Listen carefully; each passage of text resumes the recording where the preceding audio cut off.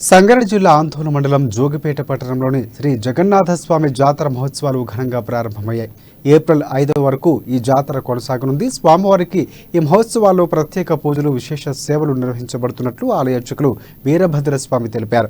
ఈ జాతర మహోత్సవానికి జిల్లా నలుమూల నుంచి ప్రజలు పెద్ద ఎత్తున రానున్న నేపథ్యంలో ఇప్పటికే ఏర్పాట్లు పూర్తి చేసినట్లు ఆలయ నిర్వాహకులు పేర్కొన్నారు.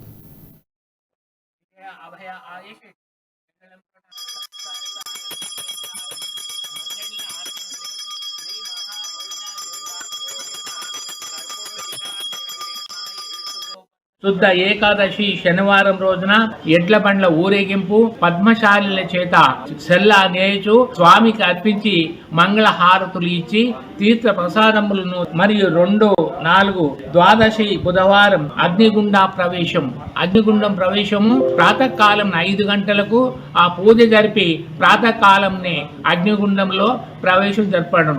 స్త్రీలు, పురుషులు, పిల్లలు ఎలాంటి భేదం లేకుండా భూత పిశాచ అటువంటి ఉన్నా కానీ ఆ అగ్నిగుండంలో ప్రవేశించినట్లయితే ఎలాంటి బాణాతులు కానీ ఘాటు ధూళి దుల్లి కానీ ఎటువంటిదైనా పారిపోతుంది. కాబట్టి అగ్నిగుండము మహాపవిత్రమైనటువంటిది.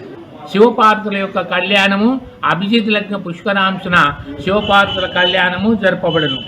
చైత్ర శుద్ధ మంగళవారం రోజున సాయంత్రం 7 గంటలకు నాట్య ప్రదర్శన జరపబడను.